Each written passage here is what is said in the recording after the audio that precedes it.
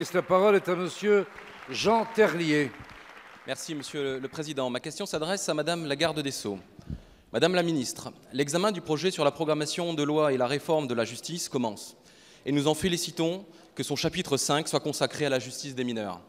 Je tiens d'abord à rappeler, comme l'a excellemment fait hier notre collègue Perrine Goulet, que la justice des mineurs s'occupe aussi et surtout de l'enfance en danger et pas seulement de la délinquance juvénile. La justice des mineurs s'oblige en effet à considérer l'enfant dans sa personne, au travers des actes qu'il a commis et aussi, j'insiste, au travers des actes qu'il a subis. Cette approche est consacrée par l'ordonnance de 1945, il nous faut la préserver. En effet, mes chers collègues, s'agissant de la délinquance juvénile, M. Pierre Joxe nous invitait déjà il y a 10 ans à résister, je le cite, à l'amnésie collective dans laquelle nous entraîne à la fois le sensationnalisme des médias et l'électoralisme de certains politiciens.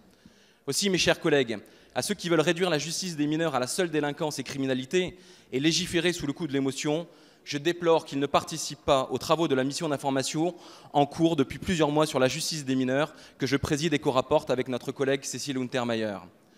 Ils y apprendraient peut-être des professionnels de la justice que la justice des mineurs, c'est 94% de réponse pénale, que c'est une justice spécialisée qui permet à 2 mineurs sur 3 de ne pas récidiver, que c'est moins de 9,5% de l'ensemble des personnes impliquées dans des affaires pénales.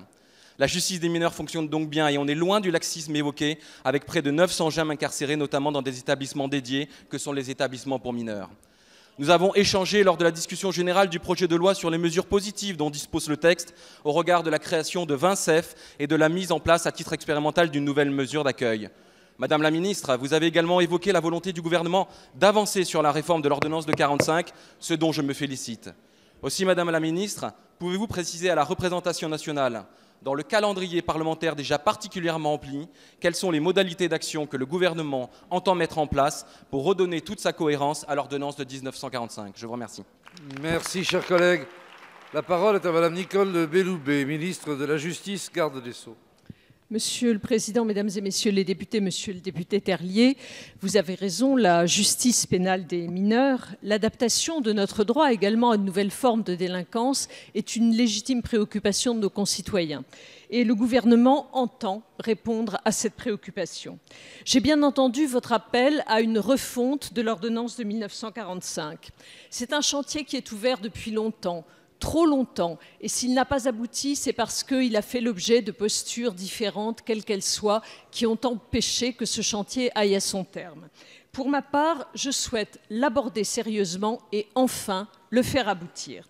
Je sais que, grâce à vous, une réflexion est engagée à la Commission des lois à l'Assemblée nationale. Le Sénat s'est également emparé de ce sujet et mon ministère soutient ces initiatives puisque nous travaillons ensemble depuis plusieurs mois. Mais il nous faut maintenant passer à une autre étape, celle que vous appelez de vos vœux. Nous devons apporter des réponses claires à la délinquance des mineurs, des réponses efficaces, dans le respect des principes fondamentaux qui ont été rappelés il y a quelques jours encore par le Conseil constitutionnel. Nous devons juger plus vite les mineurs pour qu'ils prennent conscience de la gravité de leurs actes lorsque c'est le cas. Nous devons apporter une réponse plus prompte aux victimes, c'est essentiel. Et nous devons aussi prendre des mesures qui soient adaptées à chaque profil de ces jeunes délinquants, sans angélisme et sans démagogie. C'est pourquoi je vous annonce que dans le cadre de la loi pour la réforme de la justice, le gouvernement sollicitera du Parlement une habilitation pour réformer l'ordonnance de 1945 par la création d'un code de justice pénale des mineurs. Ce travail sera mené en toute transparence avec vous au prochain semestre et le gouvernement s'engage à ce que la loi de ratification soit ensuite l'occasion d'un débat parlementaire de fond. C'est essentiel à nos yeux.